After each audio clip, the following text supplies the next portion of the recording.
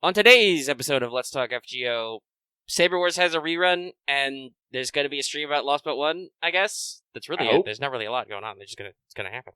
Hi, we're Lucky and Omega, and today we will be your medical health professionals. That's a joke, but I did cover my face. It sounds better Omega and Lucky. I don't know. Well, we do that sometimes. I usually prefer alphabetical, but hey, he's Lucky, I'm Omega. I did it in the order again. And in case you think I sound muffled, I do. I'm doing prop comedy. I'm going to stop now, though, because it's interrupting my face. Oh, hi. How are you? How's everybody? Lucky, do the thing. I'm going to do the fucking thing. Wait, can I? Whatever. Everyone, I hope you're enjoying Fate Grand Order, a.k.a. Seiba! And while we here at Studio Omega like to bring you the latest in FGO-related news and memes, we will be talking about current and future events for both the JP and EM version of the game, so anyone not wanting spoilers should put themselves in self-quarantine. Oh yes, we are going to make many references and things today to that. Because it's Spooky Friday the 13th! It's not really that spooky. Yeah, so for prop comedy, I covered my face. I have one of those cool, tactical, multi-purpose face garments. And I covered my mouth, but it was too annoying to do and keep talking. I have a balaclava around here somewhere, but meh. Pretty fun. Mm-hmm. But yeah, so we're here, we're doing the show, and I think you're safe, Lucky. We exceeded the 30-second mark. Okay, good. Woo! And if not, it's been a while since we were demonetized. Whatever. All right, so I think it's a good point to real quick thank our sponsors. So please hold on a second. There's a lot of you now, and there's some new people, so I gotta remember my order. But this episode is brought to you by our patrons like Ahio Comics, Blacklist OG, Qua, Jeremy Vasquez, Kylie Denton, Nestor Flores, Rogue Robin, Shawnee P, Sodas102 for Video Gamer 75, and if you like what we do and want to see us do more, you should consider supporting us on Patreon, because you can get access to episodes early and lots of other goodies, and it would really help us out, and we appreciate your support. Super appreciate. Come on. Yeah! Nope, still got on me. Son of a bitch. First I spilled my can of orange soda, now I just splashed myself with Monster. I'm just gonna be a sticky, sick boy, I guess. Well, we don't even know you're gonna be a sick boy. I don't know. I don't feel... So, I'm gonna start the Faff heckin' early. Real early. So, if you guys, didn't know, a couple days ago, I did a Rune Factory stream, and I just realized my mic was, it's completely turned away from my face. Honestly, you sound okay still. Yeah, it's a good mic. I was making a lot of jokes about, me being in quarantine and whatnot, except that's not kind of entirely a joke. Technically, I am in self-quarantine right now. I didn't necessarily put it in myself, though. My job told me, do not come into work. You have been in contact with someone who came in contact with coronavirus. We're just going to be safe. And I'm just all like, okay. Yep. So I went... Just don't do it. We're locking it down. Yeah, so I'm like, all right. So I've just been home going stir crazy. Lots of people are. Yeah. But that honestly transitions pretty quick. Let's check out everybody's favorite Kohai. Senpai, 起きてください. Though quite frankly, if I had like a good Dr. Roman soundbite, now would be the good times. Because today's pro tip is a real life pro tip for your real life pro body. Because there's a lot of talk going on, and we have a decently sized audience with a decent number of people, and there's no coronavirus in the title tags or description, so we'll just hope YouTube isn't like, whoa, you're talking about coronavirus, demonetized. They've apparently been leaning pretty hard on that, although they're supposed to let up in the future. We'll see. But I just wanted to really quick give you some health tips so you stay healthy. Now, first off, I want to caution everybody, in the good way. Reassure them, I should say. Not caution, reassure. Number one rule, don't freak out, don't panic, okay? Number one, that's gonna be the worst thing is if you freak out and panic, okay? That's what's gonna cause all the problems. For our target demographic, which we understand through analytics and surveying, the mortality rate for COVID is pretty low, and in fact, it can even be pretty mild for some people. I'm even hearing that, there's some cases with children who are infected but aren't even really feeling it. That said, it does seem to have a slightly higher hospitalization rate, so be careful. And here's some tips to not get infected. Practice social distancing, as they're calling it these days. And try to stay outside of about 6 feet, I believe, is the CDC standard of a sick person. Yes. Stay 6 feet clear. If you come into contact with a sick person, wash your hands. This is important. I will explain to you why it's important to wash your hands with soap, because soap will kill and stick to the viral particles, and then it's hydrophilic, so it sticks to the water as it washes away. Thus, your hands are clean. Ta-da. Make sure you at least know what you're doing.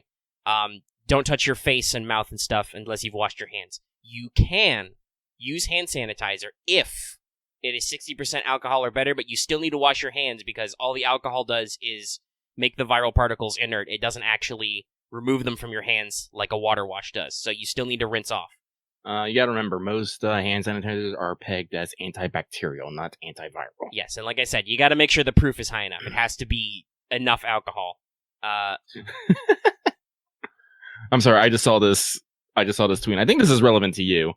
Let's see, DJ Oates on Twitter says, going into quarantine, don't have corona, just got anime to catch up on.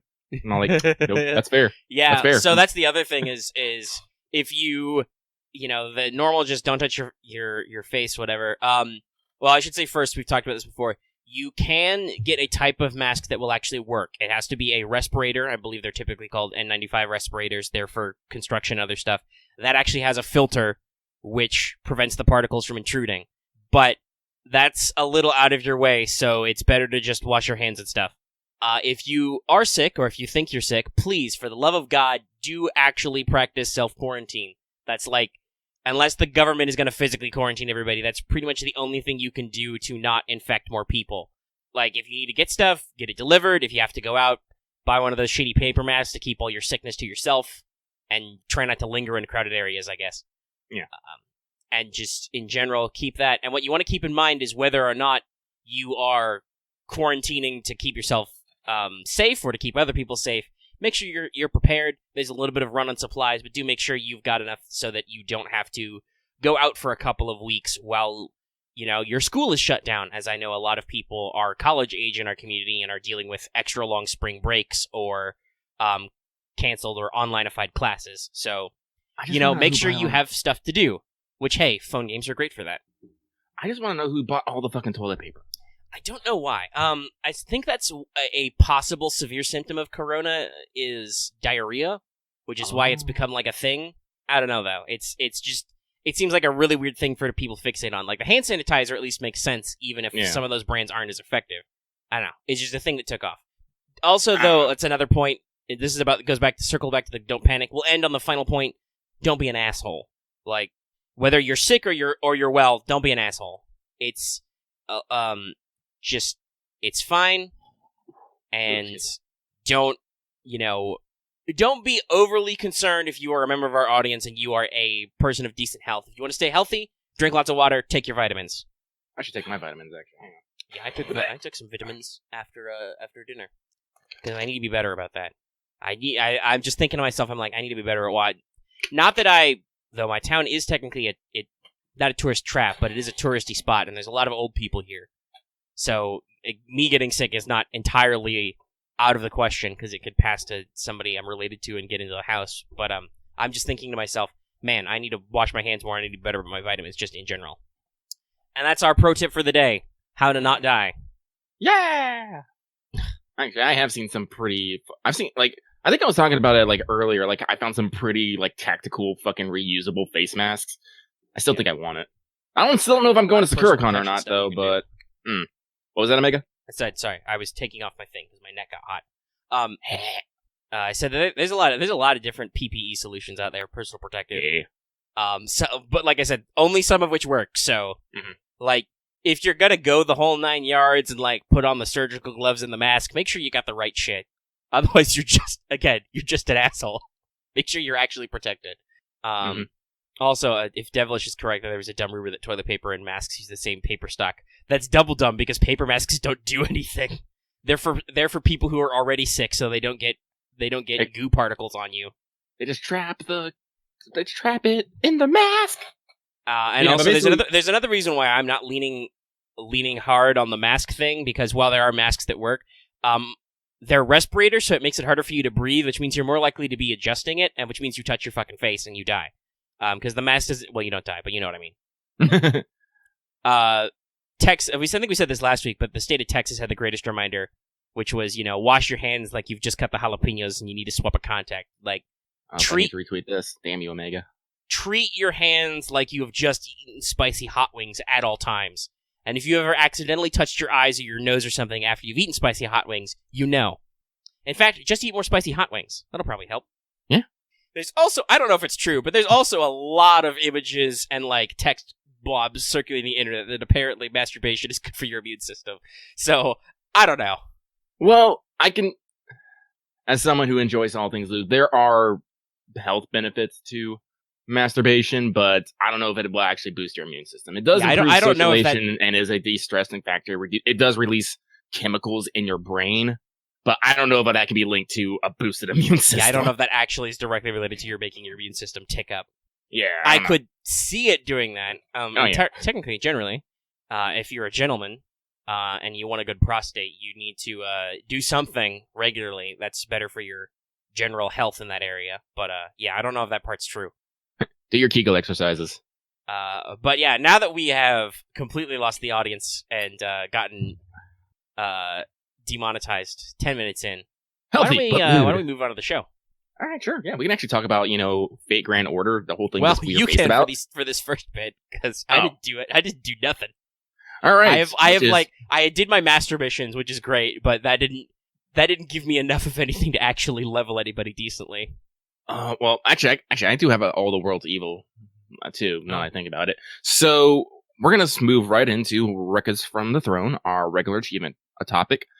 So, Lucky, despite having a poor showing on the K&K rerun, I did have 12 tickets thanks to Arthur and his roses, giving me a lot of good shit. So, me being me, committing to save them, I immediately threw them all at the next banner I got. Good job, Lucky. You're amazing. You're great at this whole saving for the ones you want. So, I threw on the Saber rerun banner.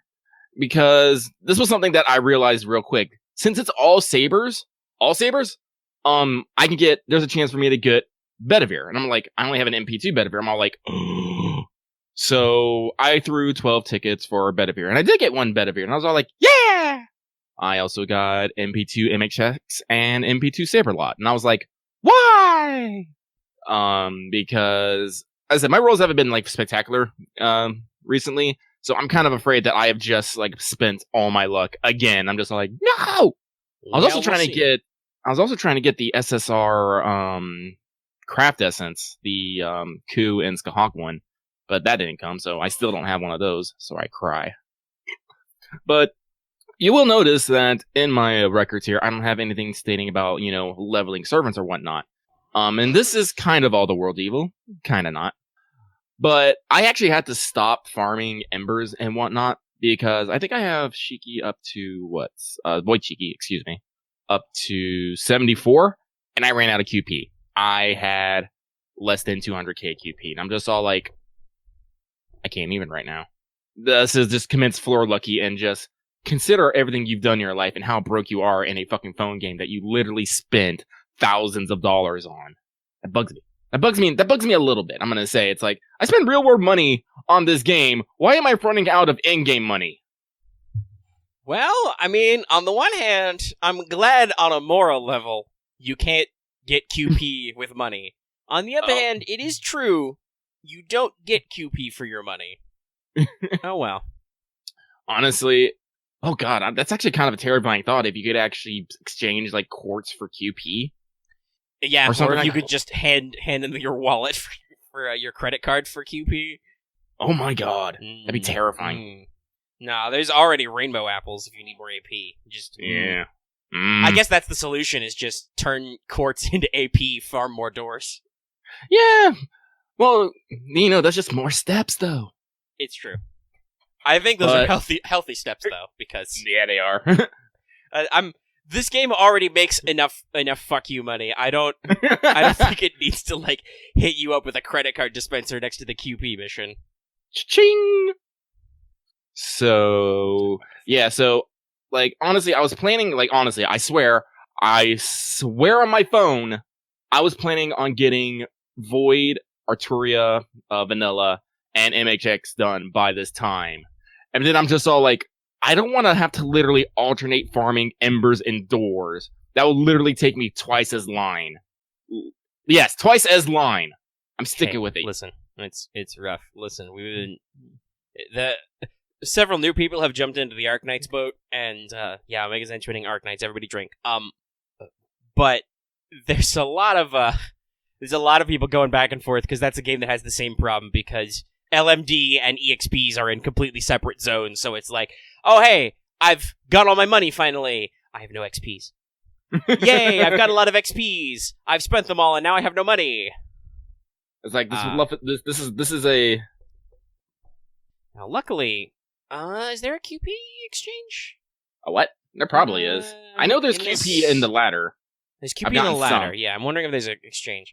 Well, not that I need it because, hey, everybody, if you want to hate me, I will take all the evils of the world unto me. I've got 200 million. How even?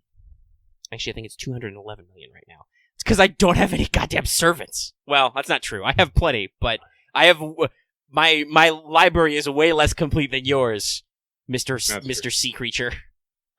Oh wait, I should not do that on there. But it's like, yeah, no, also, I didn't have skill gems for the longest time. I will probably significantly dent my QP reserves whenever I decide to actually spend all those skill gems I earned in the K&K rerun and level up skills. But for now, it's just like, I don't have enough embers to spend on servants. Yeah. Honestly, then not only did we have that complaint with you had your problem with 9 million downloads, though I've heard that supposedly JP actually does get better about that in future. It's total logins during the time period, apparently, not good. Consecutive. I hope that's true. Somebody let me know in the comments if that actually happens. Please, thank you.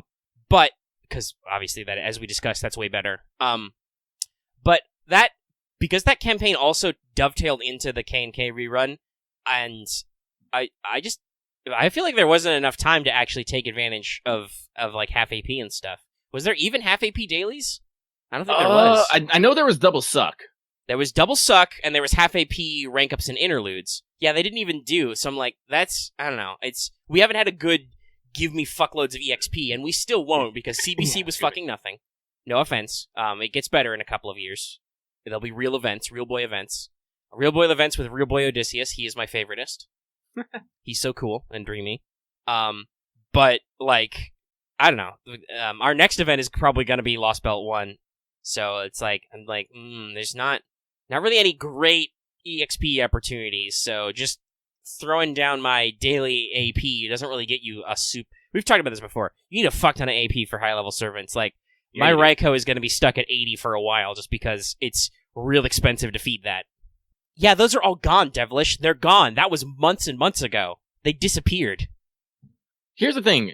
Remember, they're lottos, and to get those, also, everyone is not going to burn their soul's fire doing a lotto repeatedly and repeatedly and repeatedly. Well, yeah, not all of us are madmen who get like 200 box clears, and also just because we have lives. That's the thing. We have stuff to do. We have shit to do. But yeah, I don't know. I guess you could be like. By the way, this is not me throwing shade at Axe about this. Sometimes I throw shade, but no. But some of us could be worse. We could have no new units and nothing to spend our embers on. But at which point you're just collecting embers every day and every week and be like, well, shit, I don't have anything to do with this. But that's rare. So I could use another event where they give me an excuse to get fuck tons of, because I've been rolling pretty hot in FGO lately, even though I haven't been seriously rolling. I did get Tomoe 80. But I got Melt to 90, that was New Year's, and Drake to 90, that was also New Year's, and then Tomoe was after that, but I've only gotten Raikou to 80, Kentoki is not even at his first ascension yet, and then I've also still got, like, Fujino, and, fucking poor Lobo. Lobo's still at level 1, just because it's always, extra classes are so always awkward to level. By the way, lucky interruption. I was typing in FGO wiki into my search bar. I accidentally typed WGO wiki, and Google was still like, "Did you mean FGO wiki?" I'm like, "Thanks, Google." Thanks, Google. All right. Well, I think we've covered all that faffery. What's our time clock? We wasted 10 more minutes, Lucky. Good. This show is paced well. We're doing good. We're doing goo. So let's really quickly go ahead and hit up. Did you complete your master missions? Which I did. I did too. Y'all, but it's not that hard. Good job, Lucky. So pat yourself in the back. You need to defeat 15 humanoid enemies, get 15 EXP drops from Archers, Lancers, Assassins, get 15 EXP drops from Sabers, Riders, Casters, get 15 EXP drops from Berserkers. That Berserkers one actually gave me a little bit of trouble because they're completely RNG. Yeah. And then complete 5 quests and complete 10 quests. Pretty easy, pretty basic. I've heard tell that perhaps next week there may be farm currency, so be careful about that. But the best currency node doesn't even open until later anyway, so hopefully it's fine. Because, well, let's just jump into the news. It's the Saber Wars Rerun right now, going from the 13th to the 26th. It's the light rerun, so I don't actually know what's lighter about it. But let me see. You get all the best currency. Oh, yes. Oh, no, Robin. We blitzed through Did You Finish Your Master Missions just now at the 20-minute mark. I don't know. It might be that you can do currency, but still, don't. You may want to worry about your farming, but also, I don't know. I don't know how many people are lunatics and can farm all the time. Like, if you get literally all your currency farming out of the way in just 2 days. Some of you will do it. And heck, some of you might not even be madmen if you are actually college students getting double or triple spring break. But I don't get spring break anymore. I'm an adult. But also, I'm self-employed, so I tell myself to stay home. Well, guess what? I gotta work from home. So, let's see. Where was I? Self-imposed spring break. Yeah, self-spring break. That's what I'm doing. So, story is time-gated, but you should have access to most of the free quests. It's only the very last one that you can't until you finish the story. And remember to do your daily bonus missions for the points and stuff. I should have covered all this on a news desk that's out there. Somewhere. Which, actually, I'm glad I did, because I actually miscounted. I thought it would be starting today, but technically it started by the time we're recording this. It was super late, though. I was just completely bamboozled. I was like, oh, is it? Well, I guess technically it is the 13th now. Mm-hmm. So the list of bonus servants is still narrow. It's Sabers. But they and the point CEs do have attack bonuses, so you shouldn't have too much trouble if you've been playing a while at least, so you have some Sabers. Yeah, a lot of people are actually very excited now to have as many Sabers, because I believe back when we first got this, we only had Fergus, Gills, and Caesar.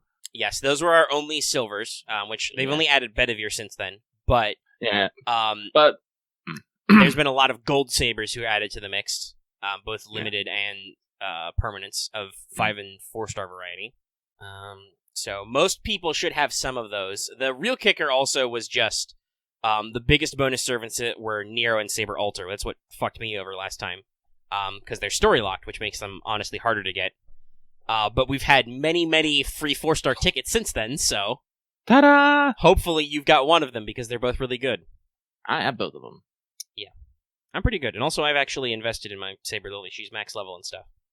Honestly, I've done all the first 3 quests just by bullying everyone with Lily, Nero, and Saber Alter.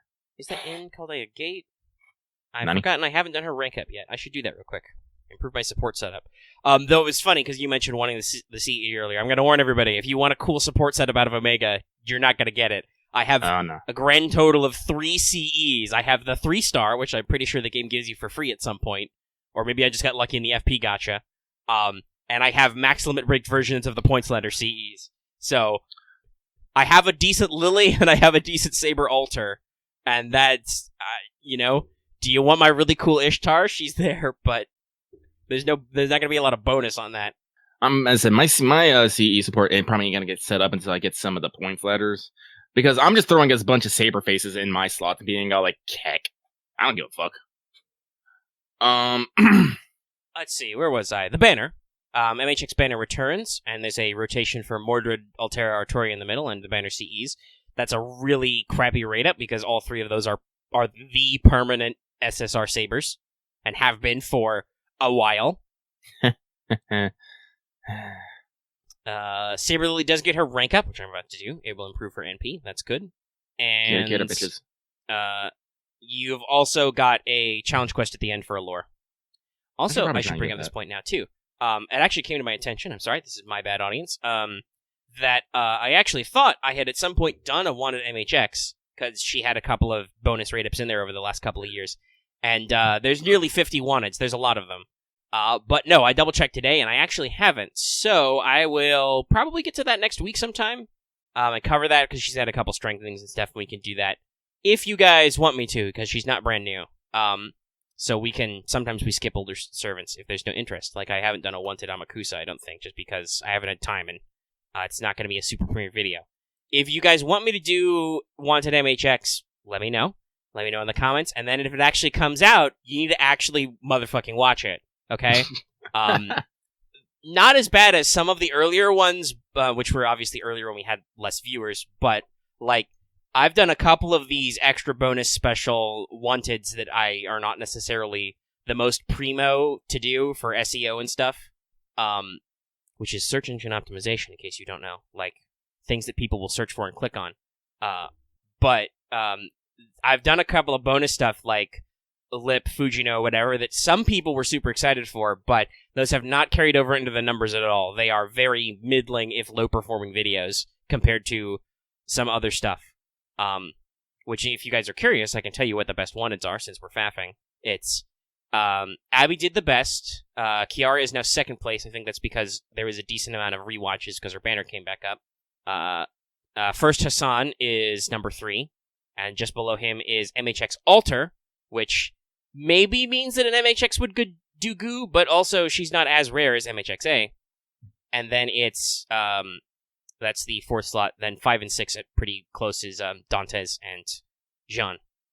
But yeah, there's Merlin's in the top 10 at least. But after that, it starts to get smaller and smaller. And I gotta say, like, Fujino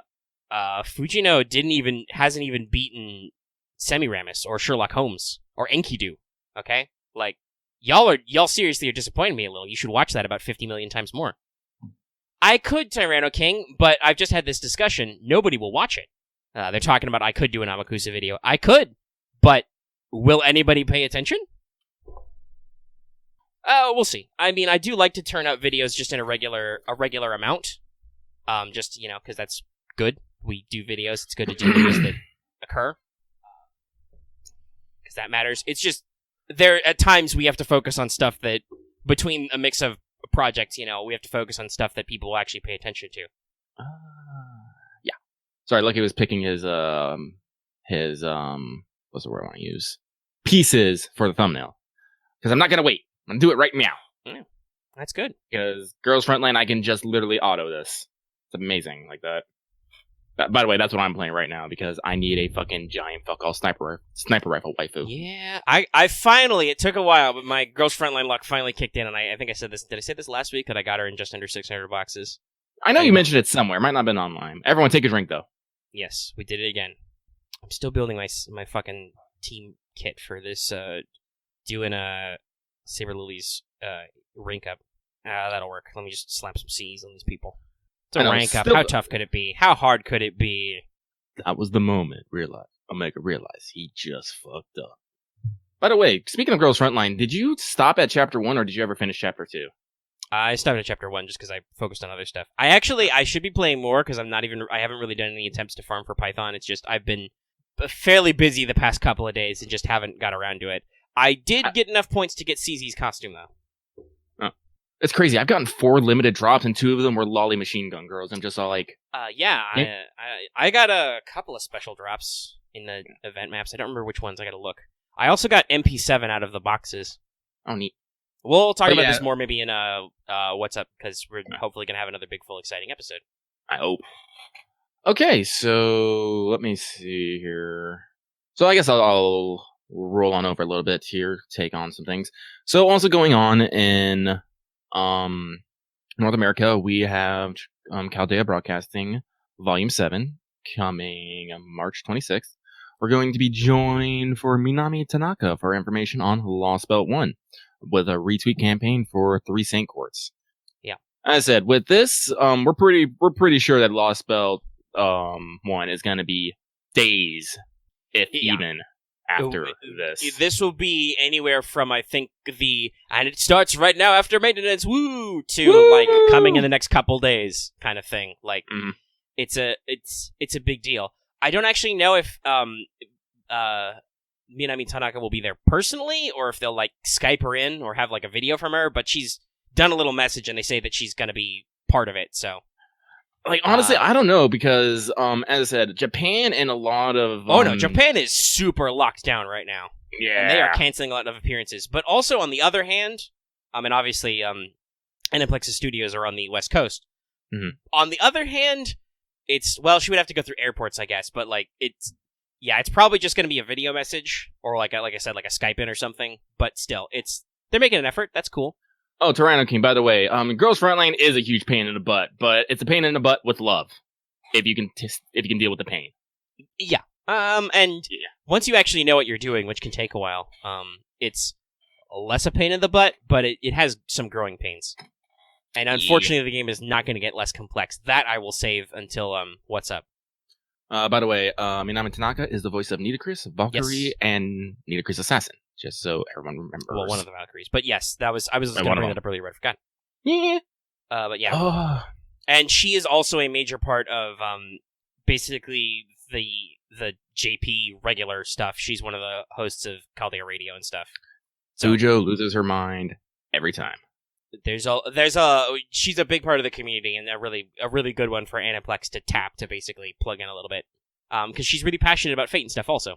Mm-hmm, mm-hmm. Now I know some people have been a little sassy about the retweet campaign being only 3 Saint Courts, but I'm pretty sure that's just the retweet campaign, which may or may not be what they do for streams. It'll probably be like 10 free for the stream minimum, in addition to the retweet campaign. Or it'll be like, and you got the retweet campaign, so here's 7 more Saint Courts to make it 10, because they don't like to give us just 3. There'll be extras. Don't be a bitch, okay? Just don't be a little bitch. So that just reminded me of one of those comparison charts, to circle back to Corona really quick, where it was like, symptoms, coronavirus, flu, allergies. And the bottom one under allergies is being a whiny little bitch. And I'm like, I don't know. Allergies do make me feel like that, because I think it was mentioned last week, but it's still, the pollen count's still crazy high here right now. It hasn't like rained or anything. So it's pretty brutal, and I don't feel great a lot of the time, but I'm pretty sure it's not the COVID. It's not the bat flu. Like, I don't know. I actually, do have some systems. Like, I've been experiencing fatigue and shortness of breath, but that's about it right now. So I'm just all like, what even? The problem is just the fatigue and just the shortness of breath could be a lot of fucking things. Yeah, I know. So I'm just all like, what even? Which is part of the problem with COVID, yeah. And we're talking about how communicable it is just, it takes a while. It's got a long incubation period, and your symptoms may not be very severe. They can be severe, but they might not be. So it can stick with you a while and you don't realize. That's why there is the kind of a big thing about self-quarantine right now, because you have to take that kind of effort onto yourself, because otherwise you might not even realize. And they can be, like I said, it can be tricky to find. As long as I'm not hacking up on somebody, I'm. Yeah, I'm not even sure how much of a hacking it would be, because it's supposed to be a dry cough, I think. Oh, that's true. But yes. Okay, so we didn't write this down, but I thought about it because... Go for it. I'm gonna do something. Excuse me.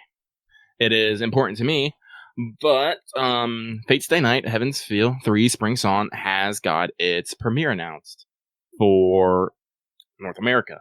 Its premiere is April 17th, 2020, in the Orpheum Theater in Los Angeles, California. For what I understand, it's either fully sold out already or almost sold out. I'm not entirely sure. Actually, let me see here. Let me see if it will tell me. Let's see here. Oh, wow. I think there are literally... Wait. No seats available. I'm literally looking at this. There are 1, 2, 3, 4, 5 seats available left for the premiere. That's it. Which means by the time this goes to air, those seats will be gone. Yeah. And they're all back balcony seats at, the fucking corner. Well, okay. Then maybe they won't be gone because maybe people won't put up. But I bet somebody will. Somebody will buy them. Yeah, let's see here. Let's see here. All of them are $25 each. And this is the Orpheum Theater. I'm looking at these rows. Let's see here. That's 1, 2, 3, 4, 5, 6, 7. Well, another 8, thing we 9, should, 10, you've 12, I don't know if you mentioned it in reference to FGO, on Let's Talk, because that might have been during a week we skipped or something. But you've mentioned to the audience and talking about stuff. The Orpheum Theater is a pretty big deal. E3 panels have been hosted there in the past, and not this year. To twist that knife a little bit, but I think the Oscars have been hosted there before. How many? It's kind of a big deal. It's several. It's basically the forum style seating where you have several different tiers of seating, like the balcony, mezzanine, the floor. Actually, hang on. Let me let me link this in the Patreon chat so you can actually see the seatings.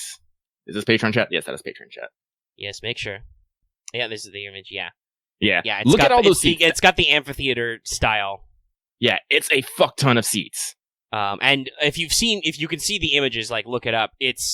You will recognize it. You have seen this theater before. It's in like comedy specials, like we said, Oscars, E3 stuff. Like it's a big deal. But basically with every film, they have gone bigger with their premiere. And it's probably because it keeps selling better. That's generally how this works. Yep.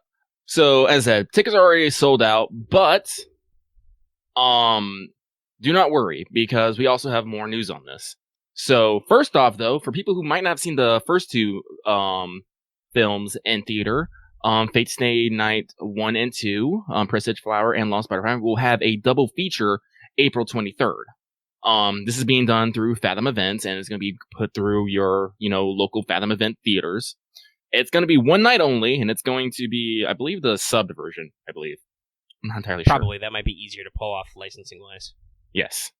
It says it's going to be coming with an exclusive video from the Japanese cast, and honestly, that's kind of exciting. Like I said, this, how long is this, like, let's see. Well, if we want to go way back, Ufotable has been working on Fate for a long time.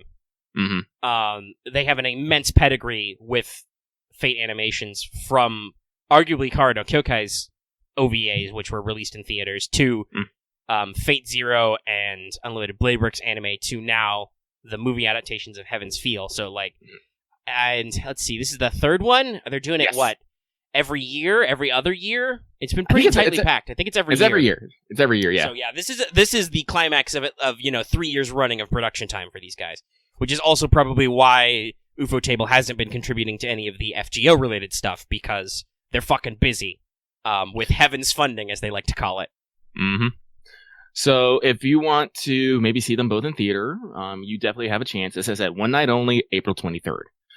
Because May 7th, 2020 will be the US release of Spring Song. Let me double check to see here. I know tickets are not on sale yet. Oh, here you go. Tickets will be going sale on April 3rd at fathomevents.com with participating box offices. Pretty much, though, if you know a theater that does Fathom Events, most likely it is one that has this. I know mine is up in Federal Way, like a half hour north of me. But guess what? I'm going, y'all. And then I'm going to stare at the fucking website and be like, where's my Blu-ray? Yep. See, I'm in the interesting spot. I have both of the special Blu-rays, so I'm like, I could just do a double feature in my fucking house. And it would be pretty good quality. Yeah. But yes, so yeah, keep that in mind. That's kind of a big deal. Mm-hmm. But yeah, so I'm also to circle back around again. If you guys are concerned about viral stuff, hopefully that's a month from now. Like, I don't know, like things are being canceled that are like 3 to 4 months out. Yes, but there could be some concern with some delays and stuff. And they could do other things, like they could arrange like streaming passes or something. I guess probably.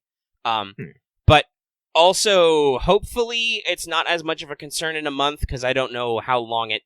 Like, I don't necessarily know how long the burnout rate does, but hopefully we'll be getting over the hump. On the other hand, yes, loads of stuff is canceled. E3 is canceled. Several other conventions are canceled. Sports are taking a major whack at just... They're either empty or not doing them. And so that's just a thing to keep an eye on with events in general in the next coming months. Like, has SacreCon officially said they're canceled yet? I haven't seen. Because if they, I don't know. When is that still? April 10th through. That is like a month away, but still, I don't know. Like they might want to just if it's not too much trouble, they might want to go ahead and nip that one in the bud, because that you are unfortunately up there in the bad zone.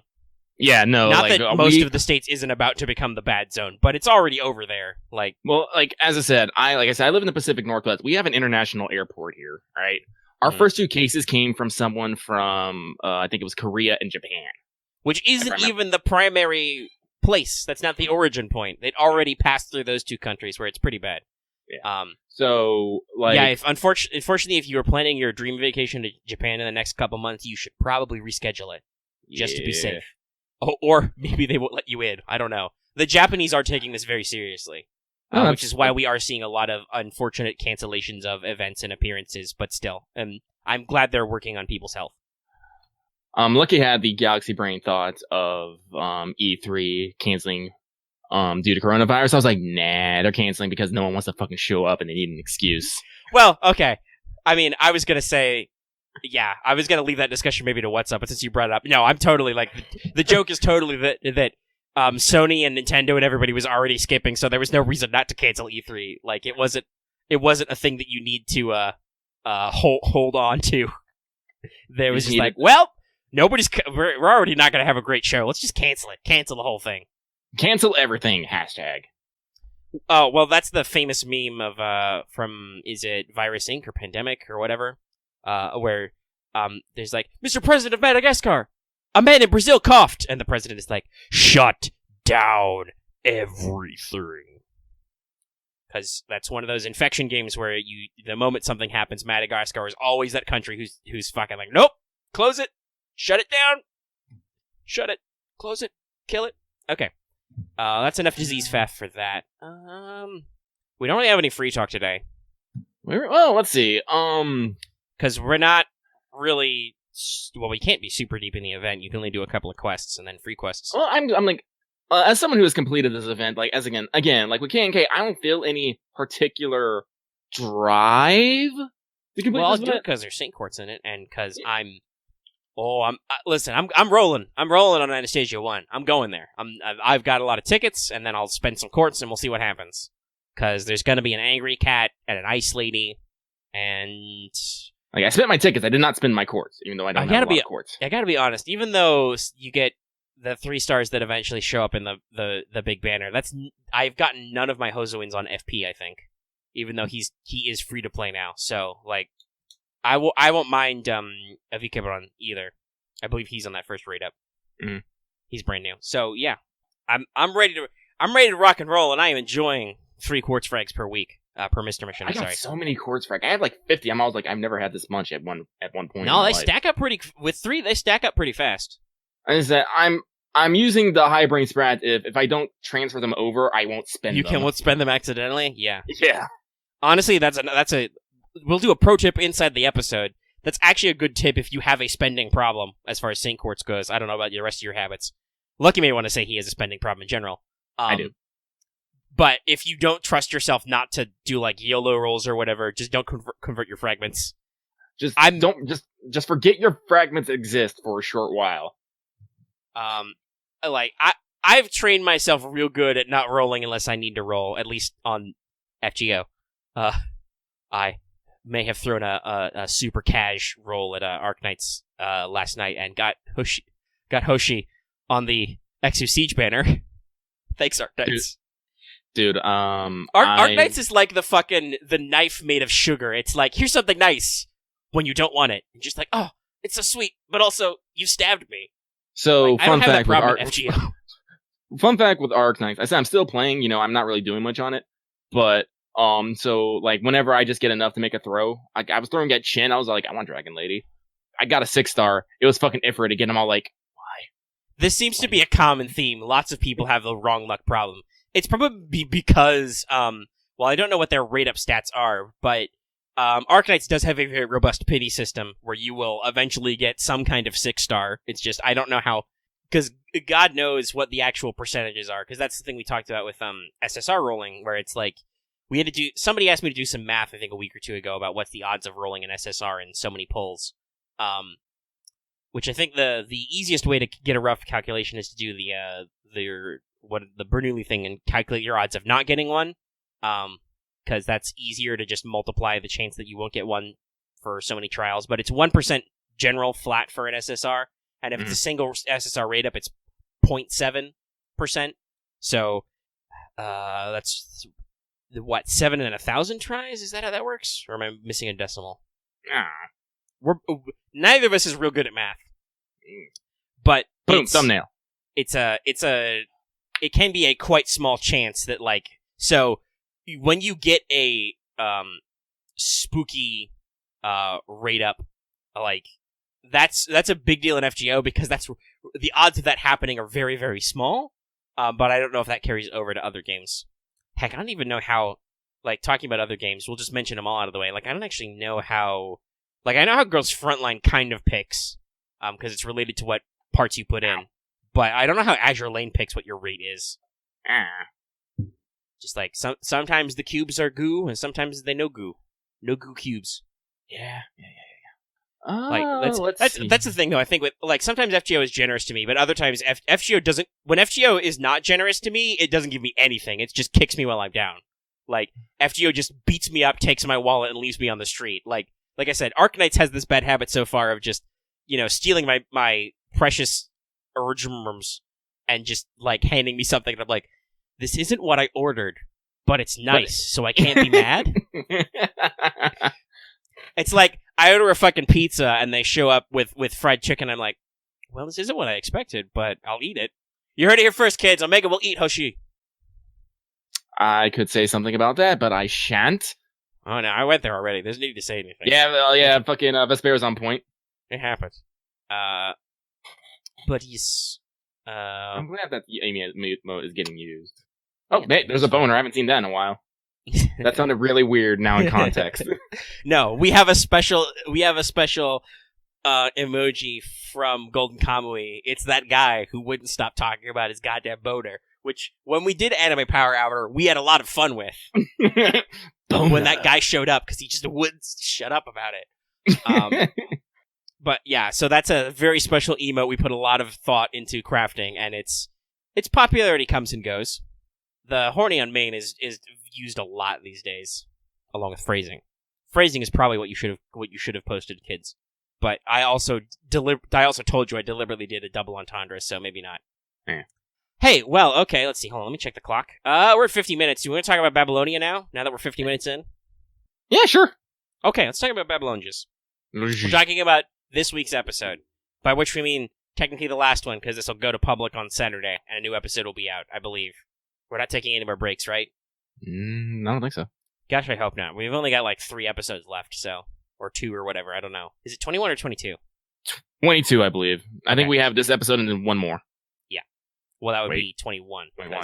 We're on 19. So is it 21? Audience, help me out. Help! 21, yep. So there's 2 more. There's literally 2. Which is probably why this episode is the way it is. So, Lucky, you said you were going to rewatch it, so I hope you did that. Yeah. So I kind of have mixed feelings about this episode for a couple of reasons. Because last week we were like, oh, there's no way they're going to do all that stuff. Oh, no, they did. Yeah, they did. This episode was fast-paced. It powered through. They really cut the fluff and just powered through, which in a way makes sense because we do, next week this week will probably be the big climax, and then the last episode will be denouement, because there's a couple of things to talk about, to cover in the climax, but, and who knows, maybe it'll be, this whole episode will be action, and then it'll be one half action, one part conclusion, but we'll see. We'll have to see how they pace it, but this episode is very fast.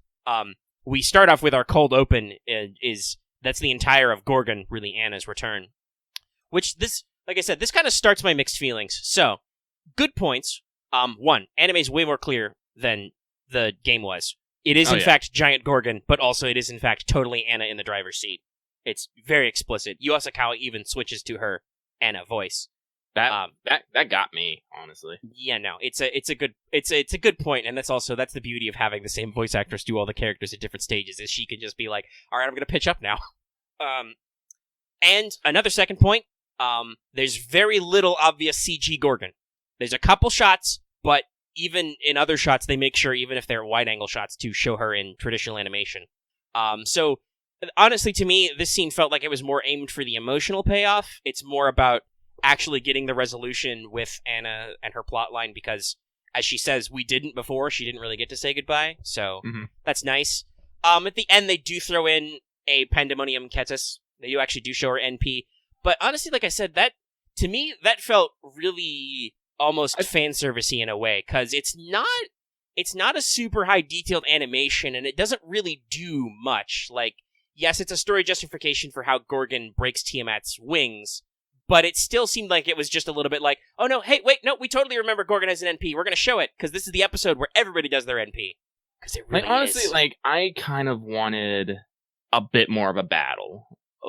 I mean, At the yeah, end- we'll say it is more emotional heavy, but there is a little bit. Gorgon does dab on some Lamus and get some zingers in, but you're right. It's literally just the cold open. Yeah, I'm here. I'm gonna Gorgon's all like fuck you Tiamat, and then I'm gonna fucking monster laser you. Yeah, and then she runs out of energy. She does make sure to point out the fact that Mash and the Master are super tired. They're pretty donezo after Ket stopped. Which, by the way, is another point. In this episode, unless I missed it somewhere, which I'm pretty sure I didn't, there was no cutaway to Ket's or Jaguar Man. We just don't know what happened with them. I'm thinking they're saving that for the finale. I honestly do. That'll probably be like a note. Maybe that will be like the cold open for this episode, or it'll be like a scene break because they're gonna have to break up the action somehow. No, I don't think it's gonna be a scene break. I think it's gonna be in mid combat. But yeah, they're like just gonna fall from the hopefully they fucking do, sky. because I would really like Jaguar Man to get that serious payoff. I do need Yakuza fucking Taiga. Okay. That would be nice. But yeah, so then we do the OP. We cut back to Uruk. You know, we show in, and we're like, it's a real bad situation. You know, the last of its citizens are dying. The streets are on fire with the Chaos Tide, but Gilgamesh is standing at the top of his giant pyramid, and he's like, no, we're still here, though. And he makes sure to compliment Fujimaru and Mash for, like, you guys were a little bit extra, but it turned out that's what we needed, so thanks, you helped. He claps him on the back, and then he's like, well, go ahead. I like how Gil puts this in this is, Gilgamesh never counted them among his forces, therefore whatever they was considered extra. It's kind of a weird mindset to have, but I think it lines up perfectly with how Gilgamesh is. Right, because that's when he uses the phrase surplus, which makes sense, because he's like, literally everything you contributed was just extra on top because I didn't account for you at all, so you did good. My own, and you were never a part of it. I think this goes back when where he says where I can't remember what he exactly said now, but basically where he told Fujimara he was not needed, and Siduri was all like, he didn't say you're useless. Right. It kind of ties a bow on that, because also this episode is really kind of, for reasons we're going to touch on in a second, this is also kind of Gil and definitely Enkidu/Kingu's farewell episode. Like, I'm hopeful they're probably still going to do the whammy where he comes back in heroic spirit form at the end, but like, for purposes of the plot, Gil fucking dies in this. Like, we see him as we fall into the underworld after he has taken a mortal injury, and we'll talk about that scene in a second. And then we don't see him again in the second half of the episode. So like Gil took a bow, basically. So it's good to tie that bow on his character arc. Because basically at this point, Gil just metaphorically cracks his knuckles and he's like, well, time to put in some overtime. And they do not explicitly call it his NP, but he's using the dingears, and the shot perfectly mimics his NP shot as he just fires them all up. And Romani's like, whoa, dude, you don't have any soldiers or any lapis left. How are you? And he's like, idiot, I'm Gilgamesh. I'm motherfucking Gil. If I work myself to death, I can manipulate him like this. Come get some, Tiamat. And he does a pretty good showing, like firing all out, all around the arcs, blowing up Lahamus, and actually giving Tiamat pause. I do like the visual effect of Tiamat, like, getting just constantly bombarded with the dinger. It was just like, it gets, like, honestly, it's very much a kaiju scene. Yes, it's a very, but also I like that it also emphasizes both her scale, and other parts of this episode emphasize just how many fucking Lapus there are, because they made us fight a lot, but the anime manages to convey that without you literally having to fight a lot of Lamus. Yeah. But there's so many. And then they do the shot. It's only for a second, but they do it, right? Tiamat's at the edge. You know, Gil's just said, and here's Mother now. And there's this wonderful shot of her reflected in Fujimaru's eye, and there's just the quick flash of her eye lighting up. They also do a close-up with real animation. And I believe this is different from the game, because in the game, Gil was kind of doing his own thing, but we still saw it, because we were fucking around with the underworld and probably punching Lamus. I think I remember, I like I said, don't quote me on this. I said it's been a while since I actually read it, but I believe in the game she actually does shoot at. Yes, she's shooting at Gil because he's the force resisting her, but it makes a lot more sense for her to target the last master, much like Gorgon did. That was the thing Gorgon wanted to do. So she tries to take a pot shot at Fujimaru, and Gil showing you that Caster Gil really is different than his archer form, pushes that kid out of the way and takes the shot. And I just love his reaction.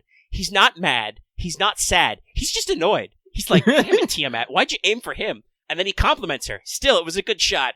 Anyway, back to work. And Mash is like, dude, you're fucking dying. And he's like, don't worry. It's just a mortal wound. I'm not dead outright. Which is probably because he's tall. Like, if that had been Fujimaru, that would have been his face. But for Gil, it's somewhere in his If I remember lower correctly, chest. though, in the game, though, I think he actually got shot through the heart. I think so, and honestly, the wound is about in that area because it's lower left side. Yeah. It's still pretty brutal, but he's just like, I do love. No, I can keep going. You know, Mash is like, no, dude, you can't keep going. Yeah. And he's like, excuse me, fucking excuse me. I'm not done. I'm King motherfucking Gilgamesh. I say when I'm done. Fujimaru, do you think I'm done? And Fujimaru's like, no, dude, you're not done. And Gil's like, cool, I'm gonna keep going, and he just keeps blasting Tiamat. I do. Real quick though, another a good the scene where Gil pushes out Fujimaru, I really like because you just see that instant before he gets hit of Gil throwing out his arm, and you're just all like, oh shit. Oh yeah, no, like I said, I love the framing on this. Like I said, they used the shot, they used the in-game CG of Tiamat's eye lighting up, but they use it for like a frame, which is perfect because it perfectly communicates just how scary and fast she is. And then Gil's just there, and he's just, you don't even see the hit because Fujimaru... Get down, Mr. President! Yeah, he does the Secret Service tackle. There's a lot of jokes we made about that in the Star Wars AP we just recorded that will come out sometime. I have uploaded it already, it's just, it was long and Patreon was goofy with me last night, so it's going in the queue somewhere. Anyway, but Gil's gonna keep trying, but damn, there's a lot of Lamus. Ishtar can't beat them all. She's up there shooting. They're starting to bunch up, like... Probably doing something in the game they may have done with, like, Romani would have been like, oh shit, there's a Lamu wave attacking, you gotta fight him! Because we did that a lot. I gotta be honest, I don't know how many battles there were with Lamus, but there were too many. But she says, oh, I'm gonna have to use my Noble Phantasm and blast them all. Which is probably a bad idea, because I don't know how many more shots she has left, but it don't matter. Because Kingu is here. And he just crushes those, he just dabs on those motherfuckers. There's a solid couple of minutes, in fact, of him just shit-talking the Lamus and crushing them with chains, I think. Like, basically saying that he is the only true humanity. You are all just garbage. Yeah, they are mass-produced trash, and he even tells them, like, one of them asks, why are you on the side of humanity? He's like, did I say that? No, I'm Kingu. I'm the only new human. I'm on my side. And he blows up a lot, and then he kind of flashes back and he thinks about it, because he's thinking about what Gil told him when he gave him the Grail, which is just like, forget where you came from and just do whatever you feel like doing. And then Kingu has a really sad moment where he's like, I don't have that, Gil. I'm not Enkidu. I don't have anything. I have no desire as Kingu other than to make Mom happy, so I don't know what to do. But maybe I do have one thing. I wanted to see you again. As a friend. As you know, Kingu starts tearing up, and it's real manly. Oh man, This whole segment actually hit me a lot. Well, they played the fucking song. Well, yeah, again. for reasons we're going to talk about in a second, because we're not quite there yet. Because first he says that, like... Actually, no, I think this is where the beat drops, right? After he says, I wanted to see you. The beat drops. The insert song, by the way, this is the same one they used for the special ending in 16, I think. For Siduri. It's by the same artist as the ending, but it's not the regular one. It's by Millet. I posted it in, it's Tell Me. Is the name of the song. It's really good. And just like I said, the beat just drops. Tiamat's, knocking at the doors. It looks like it's all, she's gonna break through. And then, Kingu just flies up and he says, a great line, Mother, you chose the wrong child. My body already knows what to do. And he, does, Enkidu's NP, Anima Elish, to transform into the Chain of Heaven. Which I think I actually said that, because I don't believe... Technically, when he turns into the chain, he does not do that part in the game. They don't refer to it as doing Anima Elish or anything. And earlier, when he was fighting Gil on the beach, they did an animation that was similar, so I was like, oh, that's going to be their nod, right? Because Enkidu just becomes the chain and doesn't really do it as an attack. And they're like, nah, brah. This is the episode where everybody does NPs, so... Well, I think it's all reflecting of Kingu, like, coming to grips with who he is as Enkidu's body and the memories. Right. Because both his purpose and Enkidu's purpose basically align in this moment. Because he says, I was put here to preserve order. What's the phrase? Mother's rage is a thing of the past. And I will call on the breath of the stars. And he soars up into the sky as the music swells. All the chains come around. And then it does the shot. And he does Enuma Elish. And just... Tiamat's flabbergasted. She is just, stock still. And just... They do a great shot where these chains just power into the ground. Bam. I am super happy they actually did the angle that they used in the game of from the bottom looking up. Yeah, it wasn't long, but it was there. They did the really good shot. And then we basically have, like, the tension break, and then Gil explains that, like, nope, there it is. That's the chain of heaven. It would take her only a single step to get in here and destroy everything, but she can't take that step. It must be very frustrating. It might be only a moment, but for her, it's an eternity. Right. Because, listen, Tiamat's real mad right now. She's real upset, and just everything is holding her back. Gil says something very important. He says, this is the second time I've had to say farewell to my friend. The first time was with sorrow, but the second time I was able to see, such a brilliant ending. Because that's true. In the epic and in the backstory, Enkidu's original death is a real rough one. Not in, like, the rough sense, but, like, he gets a horrible illness from the gods and dies, and in Fate, he, like, literally crumbles back to clay. So... Blame Ishtar. Ishtar! Well, kind of, but also, it's that weird crossplay, right? Like, yeah, she was real annoyed that Gil basically told her no, and she sent the Bull of Heaven, and then they killed the Bull of Heaven, which you're not supposed to do, so... Ishtar basically went to her daddy and was all like, they killed the Bull of Heaven and punished them, but they couldn't punish Gil, so they punished Enkidu. Well, yeah, they couldn't punish Gil, so they had to... Which also, again, that kind of makes sense, because Enkidu's kind of he's a weapon gun rogue. They could probably have a whole really dramatic scene about that if they wanted to do that, right? Like, that could be a very Fate-wise thing where it's like, man, fuck, Enkidu's gone a little haywire, like, and stuff. But yeah, so we see shots of this in the show. They flash back to it in the original and other points. They also do a great thing when Kingu builds up to the NP, where they show flashbacks of basically Enkidu's life, shots of Gil, Siduri, and the rest, as kind of the music. I think the theme really cements that they're like their whole power trio status, right? Yeah, and like this is kind of the last beat of their story. Siduri servant win. Yeah, just do it already. Let me reunite them. It's not that hard. You got a voice actress for her and everything. It's fine. Just do it. Just do it already. She's apparently got a gold caster card, so... that was what they used in one of the previews, specifically, if you didn't catch that. I'm hoping for one more Babylonia campaign. Well, supposedly it's been rumored that First Hassan might be coming back and he might finally be getting an interlude, but I don't know if that's true or not. We'll see. It's not officially out yet, but that is the data mine rumor. That there's going to be yet another Babylonia campaign, and he'll get presumably a raid up, and he'll get his interlude added. Because this actually came up. King Hassan has extra bond text, which is not correctly in game. There's no actual display of how to unlock it. It's been data mined and shown on some wikis, but their information about how you unlock it is wrong because they say you only need bond 5. But I know this came up because somebody has him at bond 5, and it didn't unlock. So. There is apparently some extra text that is not used yet, so that would make sense that he has an interlude. Anyway, we'll see why we're bringing him up, and he might matter in a second. But basically, there's the whole restraint thing.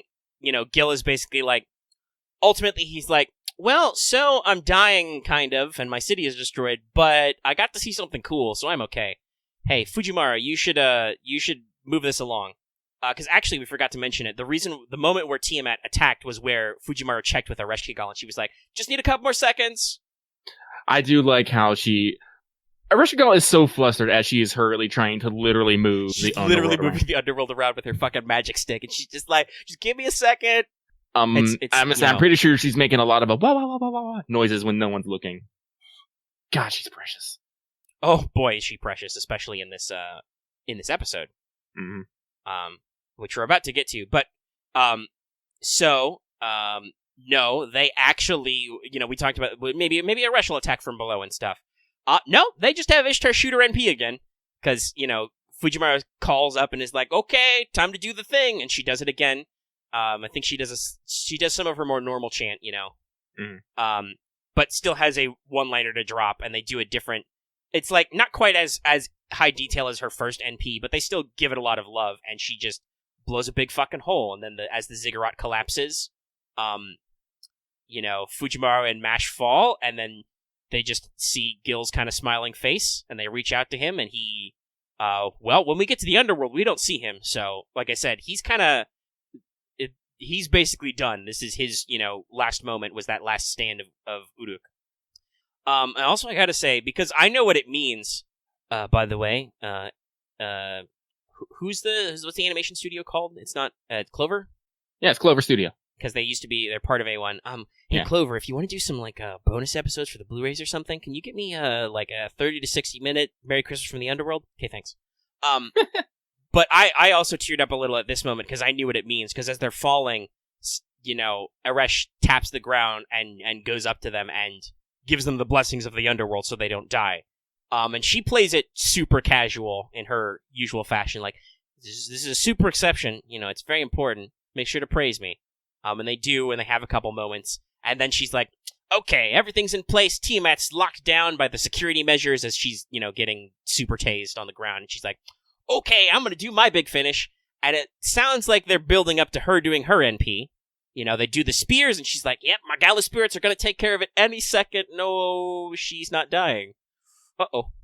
And they play, I think, the third map theme. It's one of the big deal Babylonia themes. They play a variation of that as the mud rises up and covers Tiamat, and she transforms into her third and final form. The primordial form? Yes, or as some people are calling it, her Jurassic form, because there's a lot of rapid-fire exposition from Romani, and a lot of beeples and dials turning and going crazy. Mm-hmm. So her output goes really big, her Saint Graph is, fully materialized, she's reverting herself to the Jurassic Age, and she turns into her real Earth Dragon form, which is super CG, but honestly, this works way better because she's just very freaky right now. She has a lot, honestly, here's the thing about 3D animation, they probably have to go with 3D animation, because if they didn't, they would have to basically draw every single little detail constantly. Yes, which is per thing. Not good, because she has a lot of weird little details. But also, like I said, it just... I think they actually went... Because some of the CG Gorgon shots are... not Gorgon. There are some that are okay. But most of the CG Tiamat shots, some of them are actually framed and lit pretty well. Mm-hmm. So they don't look very obvious. Some are a little more obvious than others. We've talked about this. But some of them are handled pretty good. And close-up shots of her were usually traditionally animated. I don't think any of them are for this Tiamat, which I think is deliberate. I think they deliberately went with an almost... weird look for the CG because she's really freaky right now. But yeah, she reverts to this giant form and her wings start coming out, and it's basically fuck. If she flies up, if she leaves the underworld, the security measures will stop. We'll lose because we'll lose the effect of making her mortal and all that stuff, right? So it looks really bad. There's a big wave of chaos tide coming because its corruption is spreading out. Tiamat is assimilating even the underworld, which is super freaky, but I guess she is a chthonic earth deity, so it makes sense. Mm-hmm. And Aresh is super fluster. She's trying to summon up the will to go through with it, and they're basically all relying on, Mash and Fujiwara are like, well, all right, we're gonna do one final push. Aresh, you gotta do the thing. And she's like, I'll definitely do the thing. And then there's a big wave of chaos tide comes up, and then it just turns to flowers. Whoosh. But I gotta say, though, this is pretty fast-paced. I think they didn't... I'm kind of hopeful they do, because we're just doing everybody's NP. I'm kind of hopeful we do a full Garden of Avalon in here somewhere. Because honestly, I feel like they blew past the first flowers really fast. Yeah. It's that transition is striking as they're about to get overwhelmed, but then it just goes away really quick. And to me, it didn't really capture the majesty that, when they show it in some of the CEs and other artworks of, remember, this is supposed to be the most beautiful thing a Reshkigal has ever seen. And, it really we know from Merry Christmas from the Underworld and stuff, it really sticks with her, and it doesn't quite look like that yet. I mean, she looks odd, but she's also just as confused. She's like, the fuck? There's not supposed to be flowers here. Trust me, I've tried. This is still a good boy Merlin point, because he just pops in, they play the little theme, which is a variant of the Knights of the Round Excalibur theme, which is cool. He just pops in and he's like, hey, it's me. I'm cool. Oh, don't worry. I just decided to bend the rules and I ran here from Avalon. I like how people actually calculated how long it would take him to run from the British Isles to the Mesopotamia, which, by the way, is exactly the amount of days since the episode he died. Oddly enough, which is pretty cool. So if you saw a plethora of Merlin running on Twitters, that's why. Because he literally ran from Avalon, which would be somewhere in the British Isles, to here, to show up because he's got to clinch the grand plan. So first off, he drops the exposition on us. He's like, "Yo, so here's what's up with Tiamat. She is now Beast 2, the Beast of Regression," and he says a lot of cool stuff about the beasts and whatever. And he kind of explains what he means by regression, right? That that Tiamat is trying to revert all the pain and suffering and all the growth we've had to go back to when things were simpler, because that's just what she wants, right? She wants to be our mommy again. Yeah. And revert everything to the way it was, but you can't go back. That's not how growth works, right? And then well, first of all, they start playing the Grand Battle theme in here, which is great.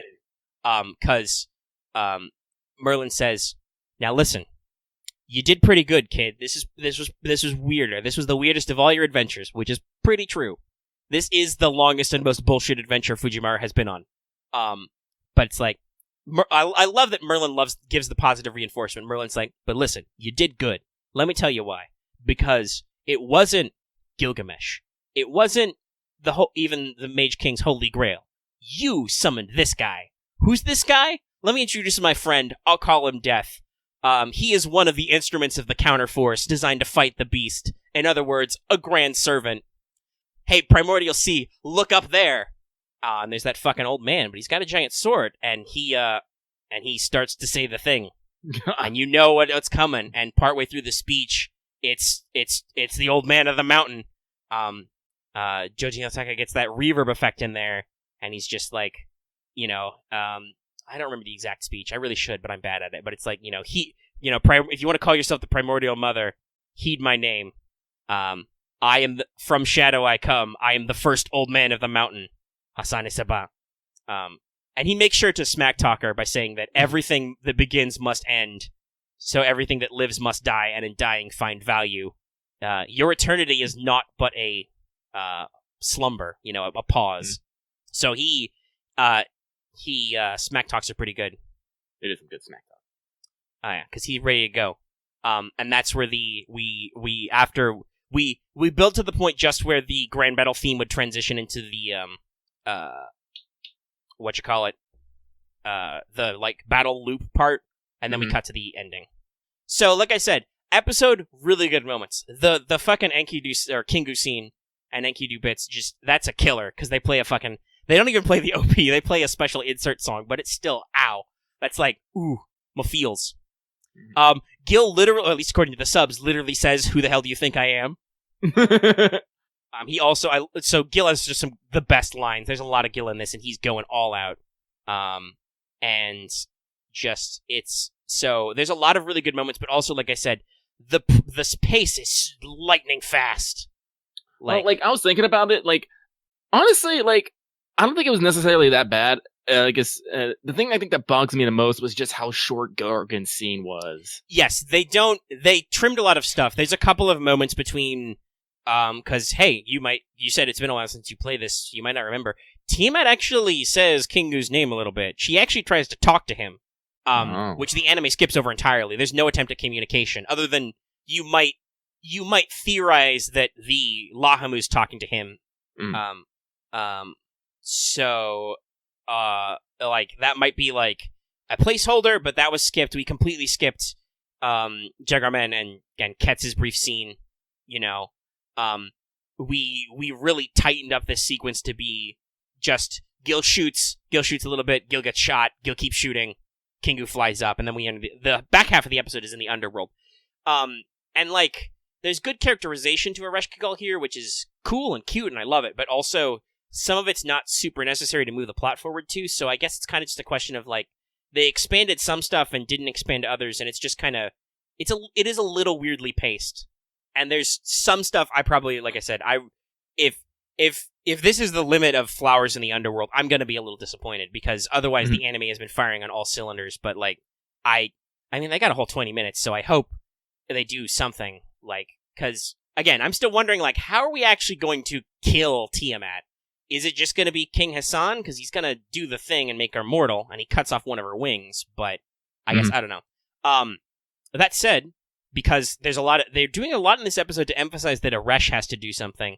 She didn't do her NP to break the ground. I'm wondering if they might do it to finish off Tiamat, because I don't really know physically how we're going to land that killing blow. Is Mash just going to boop her snoot?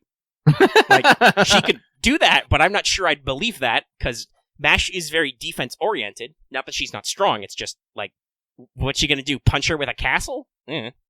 So we'll have to see what's going on. Also, by the way, somebody in Let's Take After You is asking for you to rate a support setup. You may need to tell them that we charge for that now.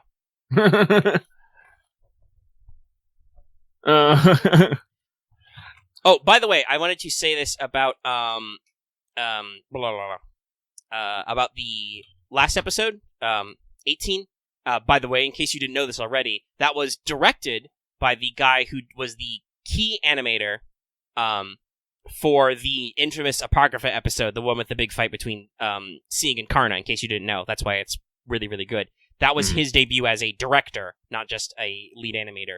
And I believe they have tapped that guy for the Camelot movies. That'd be good. And actually, honestly, I didn't realize this, but a lot of animators apparently volunteered to work on this project because they're big fans of Fate and FGO. Huh. So they got a lot of people from outside the studio to come in and work on bits, which is probably why the animation is pretty good when they feel like it. And why it's got a lot of animation homages, because that's what the animators want to do, right? They're, like, super excited. Like, I bet the reason why Gorgon does an NP is because somebody was like, oh, but Gorgon has to do an NP in the show. We have to animate that. And like I said, I'm a real big Gorgon fan. I'm not mad. It did seem like kind of a gimme that just they're like, well, how's she going to break Tiamat's horn? I guess she just shoots a beam at her.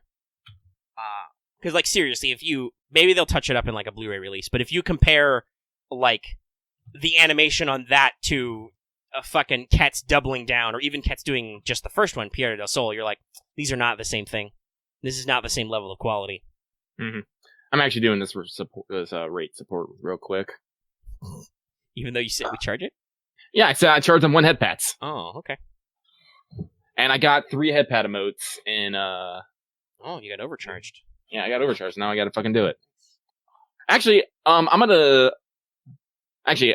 steal the thing here. So no, I'm gonna tell them they're gonna have to listen to the episode tomorrow to hear the rate, to hear the full rating. So the support setup I'm looking at is actually very interesting.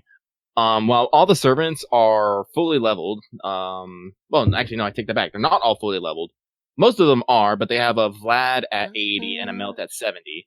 Yeah, most of them are Final Ascension, but it's also possible that Melt might have come from something recent. You never know. Yeah, same with Vlad. But there's a lot of skills at 10. And looks like they're probably like, yeah, I'm looking at this, they're probably working on Vlad and Melt as we speak. I would also say that and Bryn's only 80. They've got a lot of NP1s. This looks like to get in on this action a little, since I'm here and have to deal with it. This looks a little bit like almost like a me type of player. Like, they're probably a low spender, probably save for certain banners, or they work with what they got, but they go whole hog on what they have because they have a lot of 10s. Yeah, but the interesting thing is their CE selection. It's all bonus XP and points. So the person who made this is probably not expecting to actually pick their servants to battle with. It's just they expect them to be kind of like people who, like me, who don't really care about what they have on it. They usually want them for some sort of bonus. The only problem is right now we're in the middle of an event, and so people are more concerned about event CEs than say, Da Vinci or Lunchtime, and all the fucking Sakura. Oh, let's see, they have one. I mean, hey, those two, can be three. cool. We've talked about etiquette of like making sure to put some of those on your support setup so you can actually your friends can get them. But still, yeah, it's not a great setup for right now. Yeah, but no, this is someone who put a lot of effort into this, and it's probably gonna continue to put effort into it. But so I'm gonna say this is a setup 7 out of 10. As I said, there's a lot of love in their servants, and I feel like it's a work in progress. But their CE selection is kind but misguided at the moment. 5 out of 10. It was okay review. Sorry, I may have watched that mini clip from Emperor TTS again recently.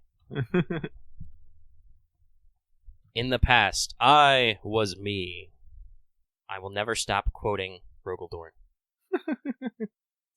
But yeah, so that's Babylonia. It was a good episode. I feel like there may have been a couple of what we feel is missteps, but we'll have to see how it all shakes out in the overhead. You know, like we have to see what this episode is actually about. And who knows, I may watch it right away tomorrow. I am actually caught up on My Hero, because I know you wanted to talk about that, so I'll have to make sure to watch the new episode tomorrow when that drops, so maybe I'll just actually watch all my anime right away. Like I said, usually people are way too excited about new stuff and also spoiling it heavily, even not in my spoiler channel, even though I understand that obviously there's an expectation that people are going to watch it right away, but Omega doesn't get up, especially with daylight savings time, until like noon. I don't know, I should probably be better, but I'm also... Part of it is because I'm working with Lucky's schedule sometimes. So, like, that used to be more in the past. Since you're on full-time now, it's less of a problem. But, like, some of it was just, like, you were available at different times because you're in the past. So, like, when it used to be, like, when in the past, in your previous job, like, sometimes you wouldn't get off work until later at your normal time, and it was late for me. So, but also I am just naturally a night person. I'm not a morning person. But, yeah, so, like, if you're up at 8 a.m. watching the episode and talking about it in public, and you talk about how everything was super cool, Omega is usually like, well, I guess I don't feel like watching that for 5 days. Honestly, I've muted, like, our anime channel, our fucking gacha channel, our art and not safe for work channels. I'm just all like, you people talk too much. Usually about things that are going to make me mad. Art's chaotic. Art Dump is very chaotic. I don't have it muted, but I definitely, anything that happens in the, like, 7 to 8 hours I am asleep, that doesn't exist to me. It's gone. If you wanted to make it to see that, maybe you should have pinged him, only don't, because he was asleep. It's that kind of thing. I do actually check gacha, but if there's a big conversation, I don't roll back on that either. Just because we have so many games, and sometimes it's just hard to pay attention to. The only ones I have indefinitely muted are friend support, just because that's only people posting friend setups, and I'm mostly full, and also my friend code is publicly posted anyway. And just Liz Stage, just because people ask her for inane stuff all the time, and I don't care. Lizbot doesn't stay insane. I don't have anime Lizbot. Manga muted, but I do also totally see why you, Lucky, would be like, I don't want to deal with these people. Sometimes I don't want to deal with these people. But yeah. The headpad, I think, was a unique one. I'm going to guess it might have been Omega Alter, but it could have been a Vesper special. It could have been. No, I see it's Omega Alters. He also has Nitro and has some other servers, so. Yeah. Oh, it's a 21 headpad. Yeah, Omega Alter loves Android 21. Yeah, correct. He probably goes to servers specifically. No, we're not doing that, Axe. Nope. The time as rating has passed. It's fine, and we don't actually... Next time I stream, I'll do another rate fest. Just make sure you're not doing a time-sensitive event this time. Yeah. Only for casual events that don't matter. Like, honestly, heck, if you were gonna, in a couple of weeks, if you were gonna stream Lostbelt 1 for people, that would be a good time, because that's just story. You can do that anytime. Mm-hmm. Oh, my nose is itchy right now. It's the virus! No, not the virus. It's probably my allergies, or it's my skin oils. It's been a couple days since I took a shower. I need to shave. I know, like, spring is coming, and I know there's pollen in the air, so I'm like, how much of this is me maybe coming down with something, or how much of this is just me being a bitch?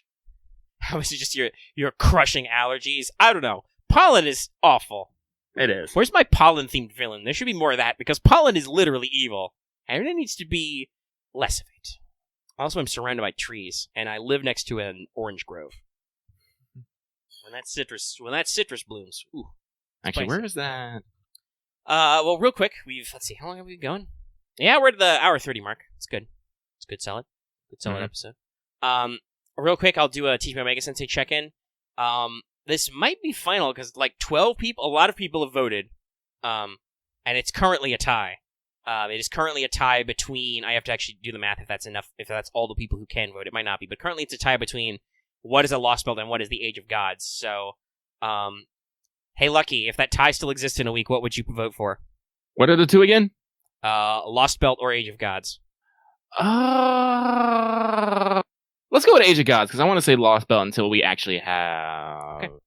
Well, I don't know. It might be, the chapter might be out by the time I actually did it, because the voting period ends give me a couple weeks of wriggle. But yeah, we can do that. Okay. So if you don't want it to be Age of Gods, you better get out there and vote if you can. Especially if you want it to be Magecraft, because that's trailing by a few votes. Look at that bullshit from that tree. Fuck that tree. Goddamn trees. Someone just died in that cloud. Yeah, I've seen them when they do that. That's what, like, it's not around here, thank God, but, is it... Oh, I think it's cedar. Like, I know that in, like, Texas and other places, cedars, they smoke like that, but you don't even have to, like, knock them over. They just are putting out so much pollen, they literally look like they're on fire, only the fire is allergic hell. Please die. Cedar. Truly the horniest trees. Yeah, that's one way to put it. Okay. That's not but yeah, so that was Teach Omega Sensei. Next week, like I said, it'll be time for us to do, because that'll be probably about a week out. We'll be doing Lostbelt 1 pregame. Yeah! So we'll talk about all the things you need to know about, like, what banners will be, what kind of difficulty you can expect, what kind of enemies. How much will the bosses make you hate yourself? Hopefully not too much. And, yeah, I'm sure we'll have more stuff. Oh, boy, I have to check how long does the current FGO JP event last, because we're pretty mid-swing. It goes until the 16th, so probably by next episode, JP will be doing whatever they're doing next. It might not start right away, but presumably we'll have announced at least what they're doing next, and a lot of people are curious, will it be Lostbelt 5 Part 2? Will it be a rerun? Like, is it time for a rerun, because we've had 2 new events back-to-back? You know, or what? Because, technically they did sneak a pseudo-rerun of just the story of Merry Christmas from the Underworld in there, too. So, I don't know. Actually, I'm going to post this in general, because I ain't stepping into anime. Actually, no, I'll put it in Patreons, because this makes me happy. Yes, there will be a very important point to do music on. It makes me laugh, okay? Just read it. But alright, I guess we will wind down the show, and go ahead and, yeah, we'll just do the wrap-up. Mm-hmm. Okay, so, hey, if you're watching this video on YouTube, be sure to give it a like. If you have any comments, leave them in the comment section down below. You can also join our Discord. That link is in the description and on our channel page, as always. And if you haven't already, please subscribe to our channel, so you can always get our latest videos, like Let's Talk FGO, like News Desk, like Wanted, and other stuff. And if you're already subscribed, consider hitting that bell for notifications so you always know when we post a new video, or when we stream. We do that. We're getting better about it. We're doing stream science. I try. Well, I mean, you managed to save the second Root Factory stream, so you fixed whatever problem that was with that last one. Yeah, I didn't do anything different. Who knows then? Maybe you did something different and you don't realize. Maybe it was so minor. Who even knows? Who knows? Maybe it unfucked itself. Now, who am I kidding? Nothing ever unfucks itself. Also, as it says at the beginning of the show, consider supporting us on Patreon. You can get access to episodes early.